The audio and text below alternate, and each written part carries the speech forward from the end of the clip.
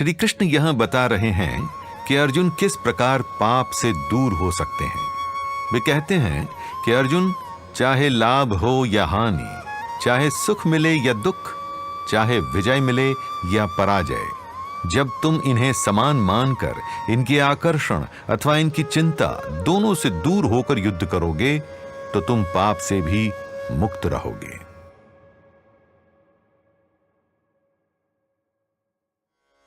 इसे इस एक संवाद की सहायता से समझिए। यहां अर्जुन पूछते हैं, हे माधव, मैं मानता हूं कि अपना कर्म न करने पर मुझे पाप लगेगा, किंतु यदि कर्म किया भी, युद्ध लड़ा भी, तो भी अपने वृद्धजनों गुरुजनों की मृत्यु का पाप मेरे ही सर होगा ना? इसके उत्तर में श्री कृष्ण कहते हैं, अर्जुन, यदि तुम सच्चे विवेक के साथ लड़ोगे तो पाप के भागी नहीं बनोगे, क्योंकि पाप किसी कर्म से नहीं, उसके पीछे छिपे उद्देश्य से जुड़ा है। यदि उद्देश्य दूषित नहीं तो पाप भी नहीं लगेगा। तुम्हें युद्ध करते समय कोई स्वार्थ नहीं रखना, न विजय का, न पराजय का, न लाभ का, न हानि का। तो फिर अर्जुन पूछते हैं कि माधव, यदि विजय और पराजय का भी विचार न हो तो फिर ऐसे में युद्ध करने की प्रेरणा ही क्या है?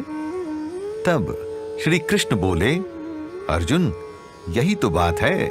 विजय और पराजय दोनों ही युद्ध के परिणाम हैं, दोनों ही संभव हैं। विजय मिली तो सुख, पराजय मिली तो अत्यंत दुख। किंतु यदि तुम अपने आत्मिक स्वरूप को मानोगे तो समझोगे कि तुम्हारे अनंत काल में एक विजय, एक पराजय, ये कितनी सूक्ष्म घटनाएं हैं। इनसे क्या अंतर पड़ता है? पराजय की पीड़ा अथवा विजय का उल्लास, ये तो सब इंद्रियों का खेल है, ये सांसारिक जगत का खेल है। इस प्रकार से सोचना समभाव कहलाता है।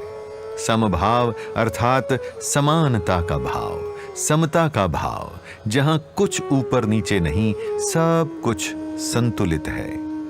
तो संतुलन में रहकर विजय पराजय से ऊपर उठकर युद्ध करो। ऐसे में तुम केवल कर्म कर रहे हो, न लाभ की लालसा है, न हानि का भय। किसी भी प्रकार के फल की आकांक्षा से रहित ये कर्म निष्काम कर्म योग कहलाता है। इसमें पाप नहीं लगता।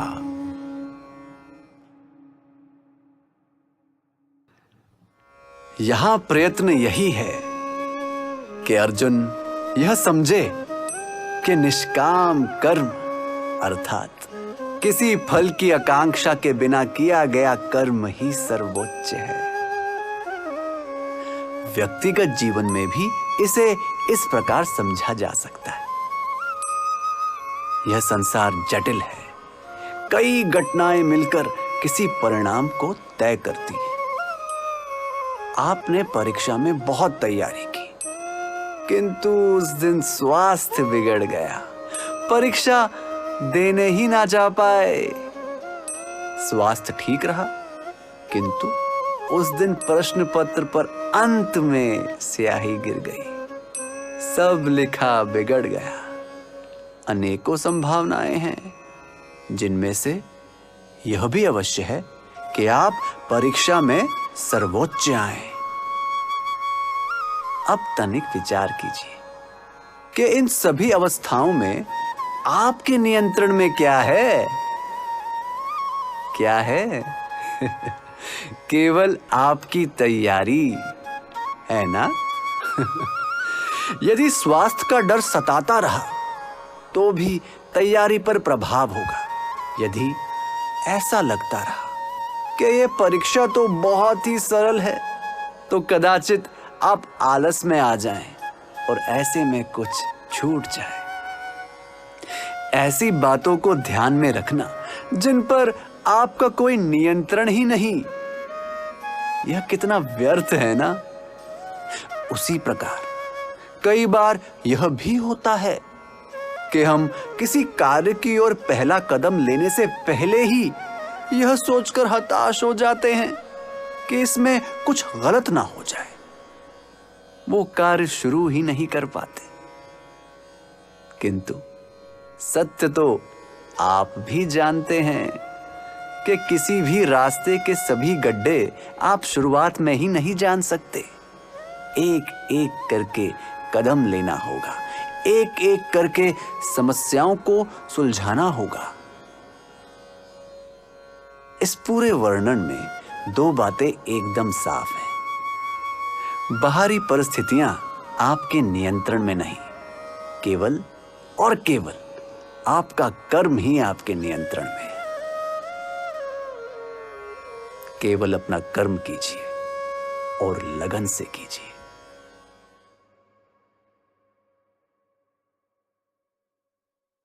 अर्जुन को चाहिए कि वो लाभ, हानि, हार, जीत किसी भी अपेक्षा के बिना अपना कर्म करे। अपेक्षाएं हमें अपना दायित्व निभाने में सहायता तो नहीं करती, परंतु कई बार बाधा अवश्य बन जाती हैं। इसे पारिवारिक या सामाजिक परिवेश में समझिए।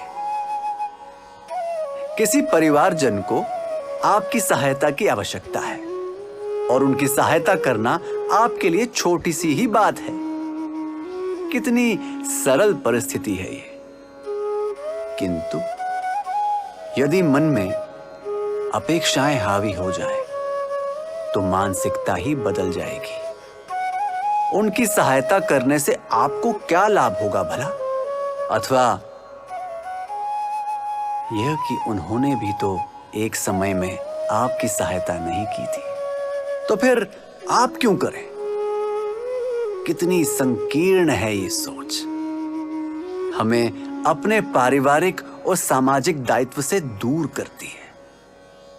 विचार कीजिए कि यदि आप उनकी जगह होते और कोई ऐसे छोटे कारणों से सहायता के लिए मना कर देता, तो क्या वो ठीक होता?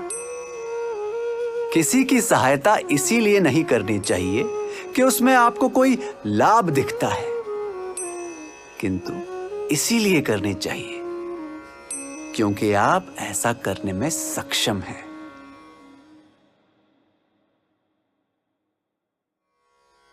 अपेक्षाएं, लाभ, हानि, अच्छे या बुरे की कामनाएं, और यह सब किसी कार्य के शुरू होने से पहले ही अनुभव करना, कितना व्यर्थ है ये। व्यवसायिक जीवन में न जाने कितने कार्य इसी कारण अटक जाते हैं, क्योंकि कहीं ना कहीं कोई ऐसा होता है जो यह सोचकर अपने दायित्व का निर्वाह नहीं करता कि इस कार्य में उन्हें क्या लाभ। इसी प्रकार के लाभ की लालसा ही तो भ्रष्टाचार को भी जन्म देती है। कितना अच्छा हो यदि सब अपना दायित्व पूर्ण रूप से निभाएं, सभी काम कितनी सरलता से हो जाएंगे, है ना? आप इस बात में सहमत अवश्य होंगे, यह मैं अच्छे से जानता हूं। तो फिर इस बात से भी सहमत हो जाइए कि शुरुआत कहीं और से नहीं, आप ही से हो सकती है और आप ही से होनी चाहिए। कोई और आपके नियंत्रण में नहीं, केवल आपका काम आपके नियंत्रण में है। अपना दायित्व पूर्ण रूप से निभाइए। ऐसा करने पर आपको असीम संतोष मिलेगा। भावनात्मक उतार चढ़ाव के दुष्प्रभाव से भी आप दूर होना सीखेंगे।